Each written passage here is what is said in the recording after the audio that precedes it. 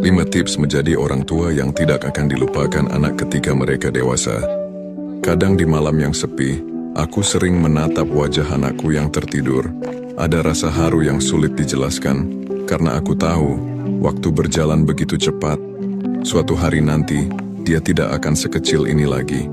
Tidak akan memanggil mama sesering sekarang. Tidak akan memeluk seerat ini lagi. Dan di saat itu tiba, aku hanya berharap dia masih mengingat aku, bukan hanya sebagai orang tua, tapi sebagai rumah tempat yang merasa paling dicintai. Berikut 5 tips menjadi orang tua yang selalu dicintai anak-anak sampai dewasa nanti. 1. Dengarkan mereka walau ceritanya kadang sederhana. Aku dulu sering terburu-buru. Saat anakku ingin bercerita tentang hal kecil di sekolah, aku sering menjawab sambil tetap sibuk dengan pekerjaan. Sampai suatu hari dia diam saja, tak bercerita apa-apa lagi. Saat itu aku sadar, anak berhenti berbagi bukan karena kehabisan cerita, tapi karena merasa tidak didengarkan. Sejak hari itu aku belajar menatap matanya setiap kali dia bicara. Biar dia tahu, mama papa benar-benar mendengarkanmu. 2. Peluk mereka sebelum dunia menjadi terlalu keras. Aku tidak ingin nanti, ketika dunia membuatnya lelah, dia lupa rasanya dipeluk dengan penuh kasih.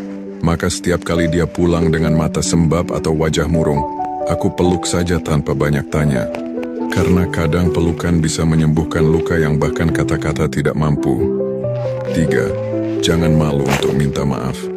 Ada masa di mana aku menyesal, saat suaraku terlalu tinggi, saat aku marah bukan karena kesalahan anakku, tapi karena aku lelah dengan hidup. Aku pernah melihat air matanya jatuh karena marahku. Dan malam itu aku menangis lebih dulu sebelum menatap matanya dan berkata, "Maaf ya nak, mama papa juga manusia." Anehnya, dari situ hubungan kami justru makin dekat. Anak tidak butuh orang tua yang sempurna. Mereka hanya butuh orang tua yang mau mengakui bahwa mereka juga bisa salah. 4. Hadir bukan sekadar ada. Kita sering berpikir kita ada di rumah, padahal hati kita sibuk di tempat lain. Di layar ponsel, di laporan kerja, di pikiran yang penuh beban. Anak tidak butuh kehadiran fisik semata. Mereka butuh hati yang hadir, mata yang memperhatikan, dan senyum yang benar-benar tulus saat menatap mereka. 5. Ciptakan rumah yang ingin selalu mereka pulangi. Suatu hari nanti anak kita akan tumbuh, punya kehidupan sendiri. Mereka mungkin tinggal jauh, sibuk, dan jarang pulang.